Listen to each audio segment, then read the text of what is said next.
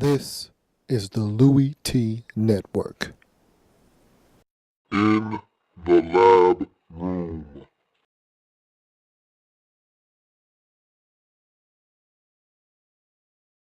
Welcome, you are in the lab room. I'm your host, Lou. Thank you for joining me here to break down the Sunday night football matchup in week 4 between the New England Patriots, who are on the road, traveling to Atlanta, traveling to the Georgia Dome to take on the Atlanta Falcons.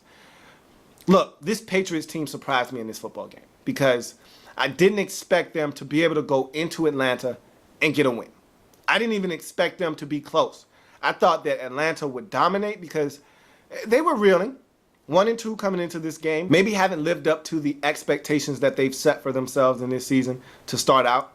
It had a couple of tough games. Look, they've played just a tough, brutal schedule. Record-wise, they've played 3 teams that were undefeated when they played them to start this season out. They played New Orleans, and they're 3-0 right now, and they could be 4-0 after a Monday night matchup. They played them in the first week, and that team is really good, and they played them at home nonetheless. You look at Miami, they're 3-0, and they could be 4-0, same game as the New Orleans Saints. They'll be playing against each other on Monday Night Football. They could be 4-0 after Monday Night Football, and so they played them on the road.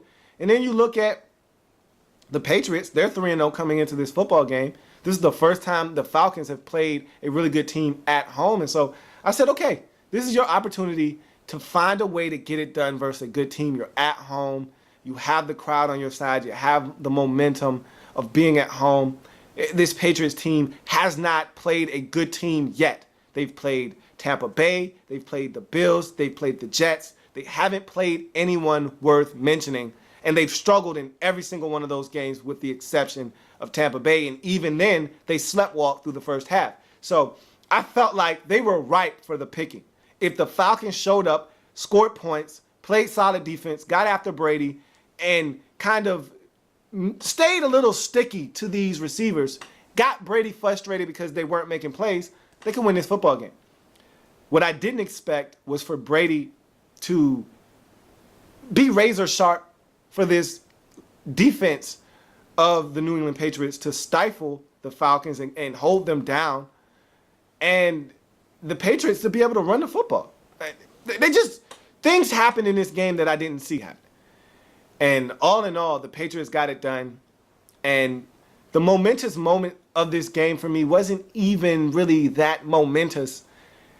It's not like you're used to seeing from the momentous moment.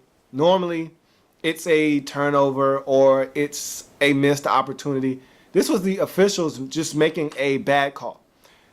Falcons had a prime opportunity to get some good field position and get back into this football game. They were kind of struggling. They had the Patriots pinned deep inside of their own territory. It was 3rd and long, and they let Brady rip off about a 22-yard pass on like 3rd and 18 to Kimbrell Tompkins. He comes down with the football, and then William Moore goes to lay a shot on him, but he kind of misses. Either way, he hits him, but he really doesn't hit him flush. And they throw a flag for unnecessary roughness, hitting a defenseless receiver, which at what point do you draw the line and say, hey, you got to let these guys play football? How are you supposed to dislodge the football if you can't hit a receiver while they're trying to make a play on the football? I don't get it. If a guy is making a play on the football, you should be able to dislodge the football as long as you do not hit him in his head or neck region. If you hit him in his shoulders, if you hit him in his midsection, it should all be legal. And William Moore didn't hit him. He barely grazed him. They threw the flag. So not only do the Patriots get from the shadow of their own goalpost, they pick up the 22 yards, but they get another 15 tacked on. So now you're talking about basically out to midfield. The next play is a 47-yard LeGarrette Blount run for a touchdown. That was a backbreaker. And to me, that was the momentous moment of the game. In one fell swoop, the Patriots go from probably having to punt from their own end zone to scoring a 47-yard touchdown 2 plays later. The referees did not do the Falcons any favors on that particular play. That's the momentous moment. And the Falcons had opportunities in this game. They've struggled this season in the red zone. And really, to me, their struggles can be tied to the health of Roddy White. He's not 100%. This offense can't perform at the level that it's accustomed to performing at because he's not there at 100%. He's out there in spirit, but body-wise, he's not 100%. And he's just a decoy right now. I mean, 3 catches for 24 yards or whatever it was in this game. It's not going to get it done. Roddy White is a guy that is a 1,200-yard receiver in this league. He's a guy that catches 80, 90, 100 balls every year. And right now he's struggling. He's not the same guy until he can get that ankle healthy and get back to 100%.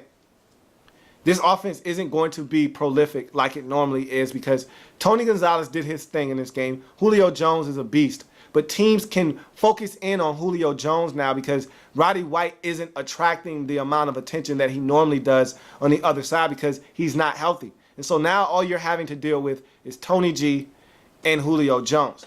And if you can stop Double J or at least contain him with 2 guys, and you can take Tony G and give him what he wants, and then Roddy's not doing anything, this offense isn't what it's supposed to be. Not to mention Steven Jackson is on the shelf, so that running game isn't as dynamic as it's supposed to be either. So this Falcons team is struggling. And they struggled, and they didn't get it done in this football game. They lose to the New England Patriots 30-23 in this football game. Patriots get it done once again. And look, this Patriots team, they never cease to amaze me. I always want to count them out. I don't think they're good enough. I don't think they're this, they're not that. And then they show up on Sunday night in the Georgia Dome and get it done and look pretty impressive doing so.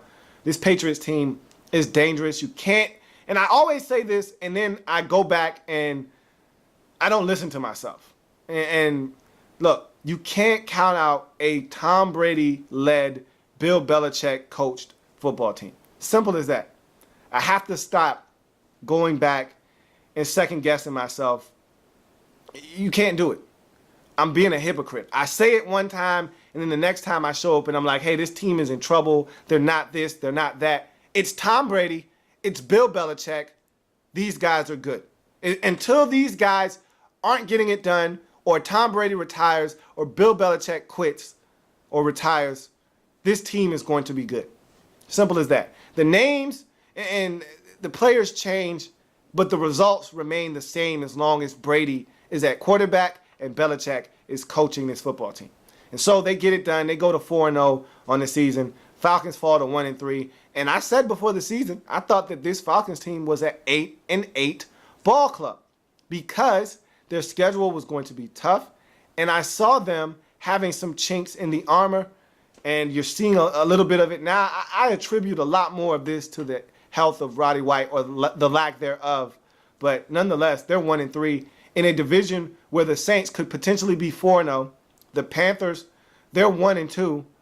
And the Buccaneers are struggling in a division where you can't afford to lose games because the Saints will run away and hide with this division if you allow them to.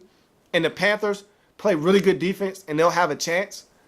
Falcons can't afford to continue to lose football games like this, and they do lose this game. They've got to answer some questions and answer them fast, or else they'll find themselves on the outside looking in before we even get to December to see if they could be playing meaningful football. So, tough loss for them at home, big win for the Patriots on the road. So that's going to do it for me. Thank you for joining me here on the program. If it happens in the National Football League, whether big or small, we cover it all here in the Lab Room. See you next time. Like the content? Want more? Sub up. In the lab room.